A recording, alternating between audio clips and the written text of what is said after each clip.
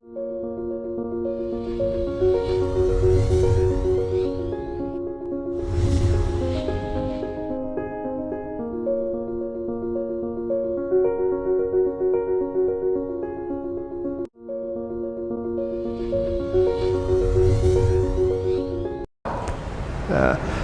this is called the research design. And what we'll do is we'll look at the methodology, which is, we're going to use a participatory action research. So we'll have to look at the approach of that methodology, and that'll be captured in the first part of the research design. And we'll have a rationale on why we chose this methodology. And really, quite simply, it's when I did the literature review and my knowledge of Buddhism, there's a lot of similarities to participatory action research and Buddhism. And so it's ideally suited. Non-duality, width, all those very fine elements that embody Buddhism are also reflected in participatory action research. And then what we'll do is we'll take a look at the site and the population selection, which in this case it's focusing on Buddhism for education of Cambodia and with Theravada Buddhist monks. And the participants of those peace activities that you conduct, those 5 different peace activities: caring for the poor and aging, prisoner meditation program and Dhamma talks, sponsorship program, and youth education. And then we'll look at the access role. So there's always a kind of a insider and outsider positionality is what they use, the term positionality. So I'm considered an outsider doing research with you. You're the insider in this organization that is called Buddhism for Education of Cambodia. And so we'll look at that relationship within this research design. And the accessibility to these programs. This is already going on, so it's very easy. You've been conducting these things since 2012, so you have access, and it's all voluntary. And then we'll take a look at the ethical considerations that we have to present to the chair and the committee on the dissertation, the doctoral dissertation committee. The data collection methods, that is how we intend to capture the data. What method are we going to use? And then how do we analyze that data? We'll have to explain to them how we analyze it. And then we'll have to explain the trustworthiness or the validity. They mean the same thing. So how credible, how valid, how trustworthy is this information that we present? And then I'll go over a timeline that we're looking at, the timeline, and a conclusion with references. So the first part is the overall approach, and so here we're going to look at the methodology, and that's participatory action research. What we'll do is, because it's going to be focused on Cambodian society, the genre will be society and culture. The strategy will be like a case study. The case study will be Buddhism for Education of Cambodia. And then the focus of the inquiry will be participants of those 5 peace activities that we've identified within Buddhism for Education of Cambodia. And so we'll also, within this section, we'll have to explain why the research questions will be best addressed using this methodology, which is participatory action research. And that we'll cover this in detail at a later class, but essentially, what are the strengths of participatory action research to answer those 4 questions that I used as examples? And to respond to that just quickly before going into the classes in more detail on participatory action research, which will be tomorrow, I hope. Well, as I mentioned, participatory action research encompasses and embodies many of the Buddhist similarities in the values, non-duality, and some of those components. So that would be one strength in doing it that way. Number two, it's research with Buddhist monks, Theravada Buddhist monks. So we've acknowledged the value of your knowledge as practitioners in this endeavor. And so that'll be covered in a later class in more detail. Again, the site population, we'll cover that. In this case, the site population is Battambang province, where you conduct your 5 peace activities. And then we'll characterize the setting and why it's so compelling. I think it's one of the short answers is that the peace work that Buddhism for Education of Cambodia, through you as practitioners, is ideal in adding to the body of work, the literature within the socially engaged Buddhism field. It also is very important in the peace education field, because you are, in fact, I think there's a recognition of a way you educate the population is very valuable. So those components will be addressed in more detail in a later class.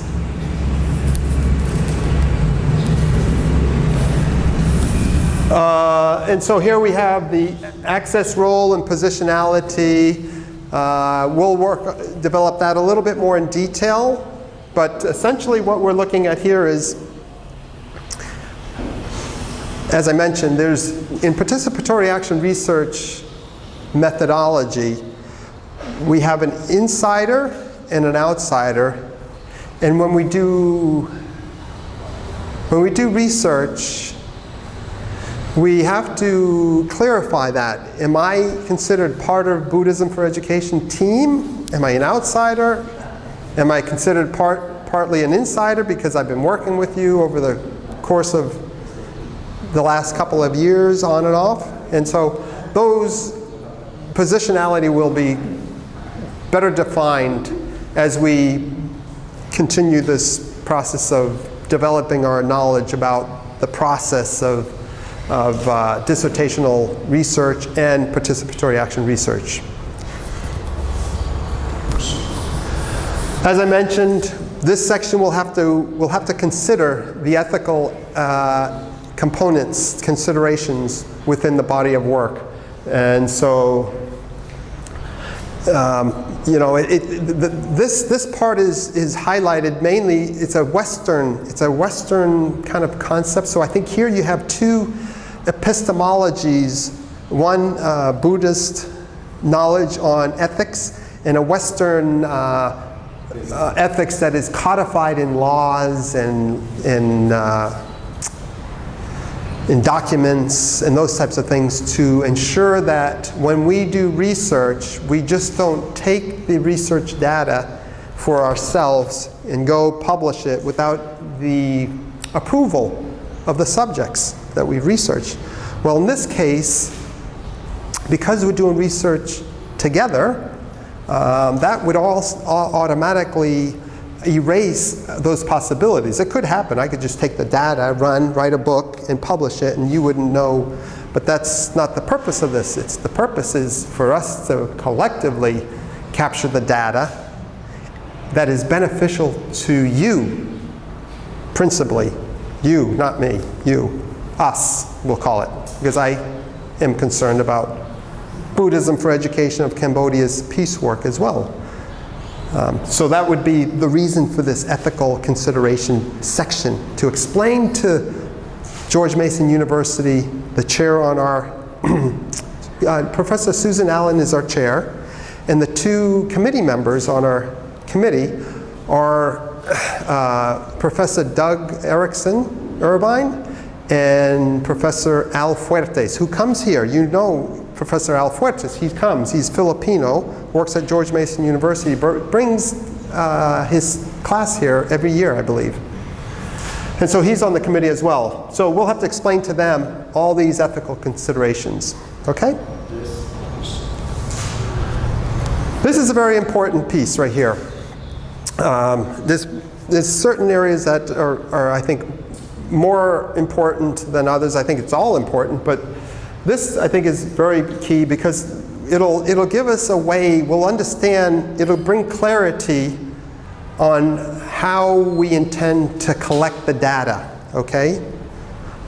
So what I've observed is when you go out, for example, when we went to bring rice and umbrellas and some money to the poor and aging, you videoed that, okay? And that served for two purposes. One purpose that I don't know if you've realized, and the other is certainly consciously done.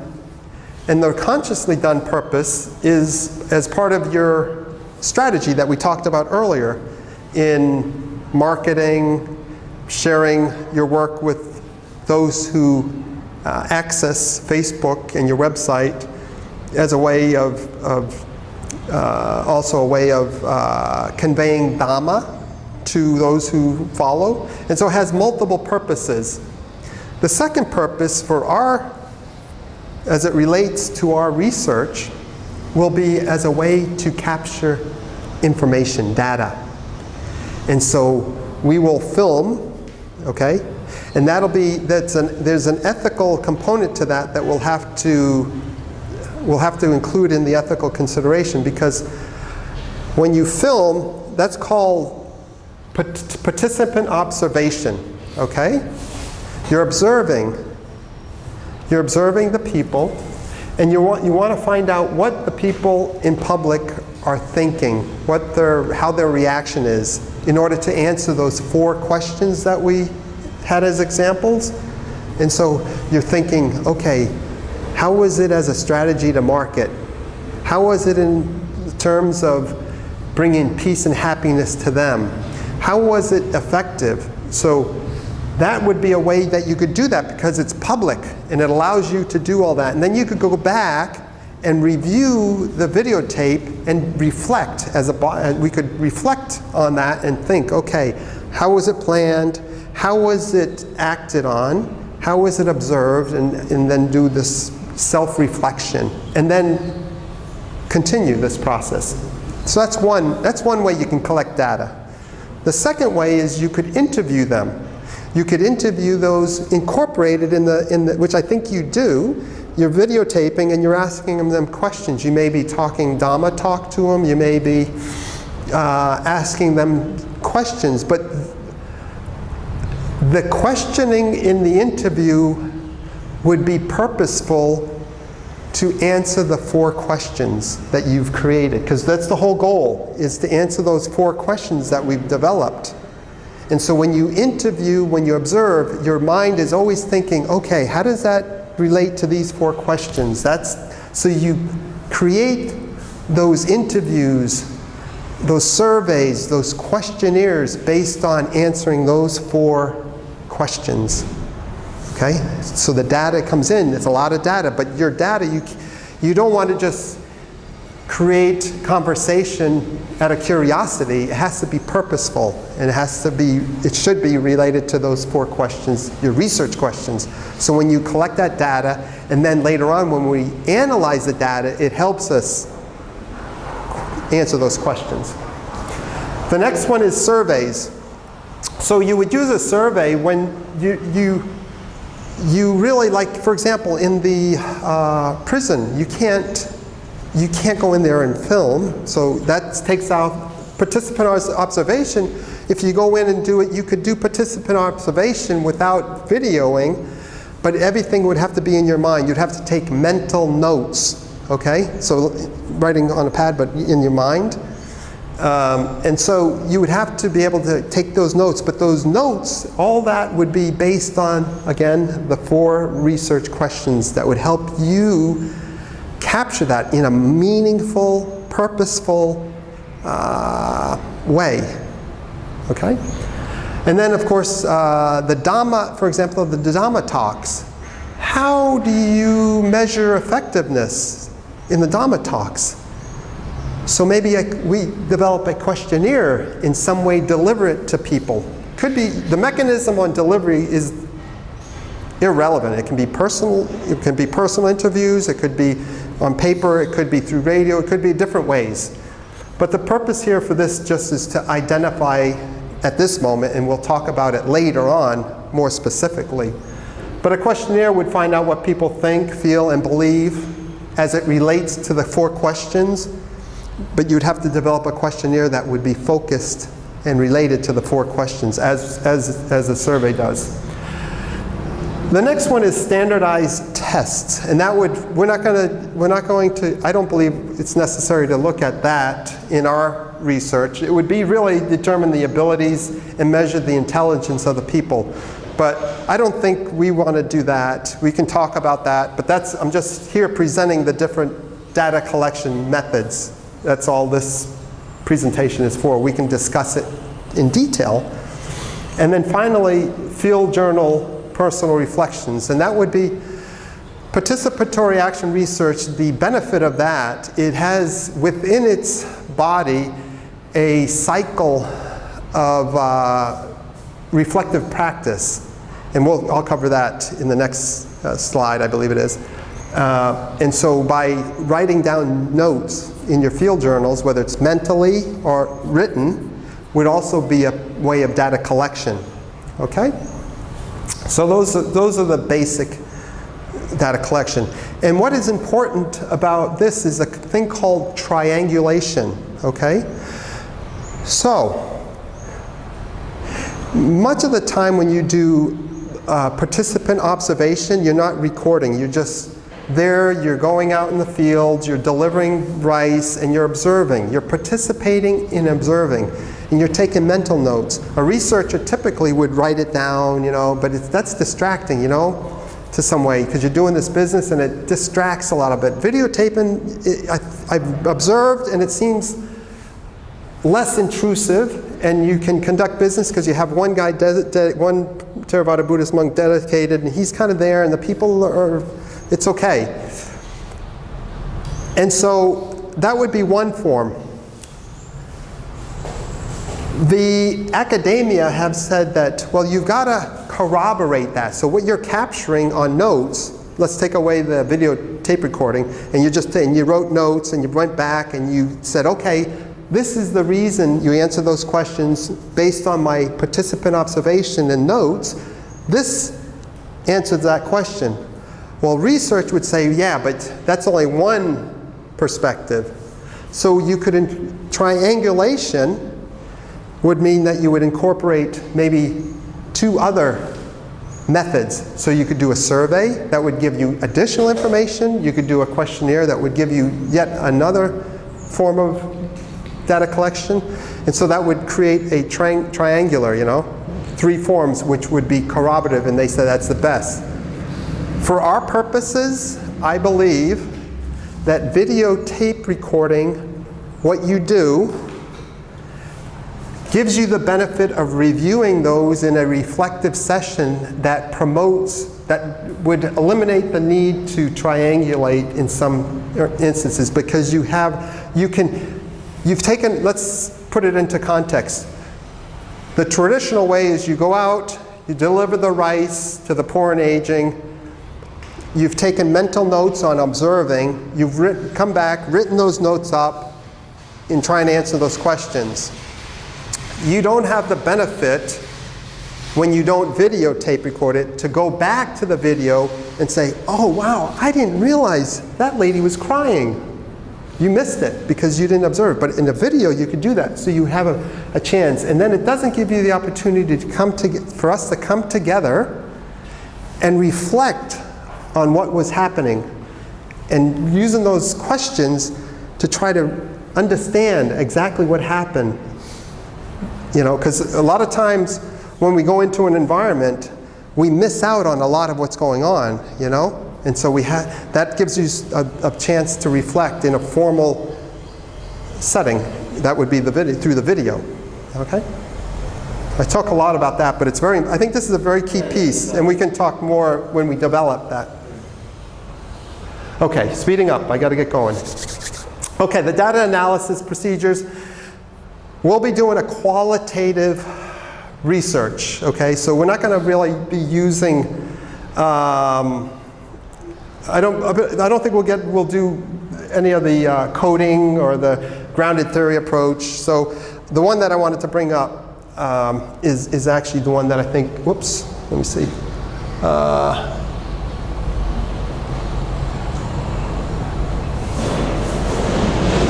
I think this is the one when we do the data analysis, when we collect the data, we have to understand that the data analysis doesn't start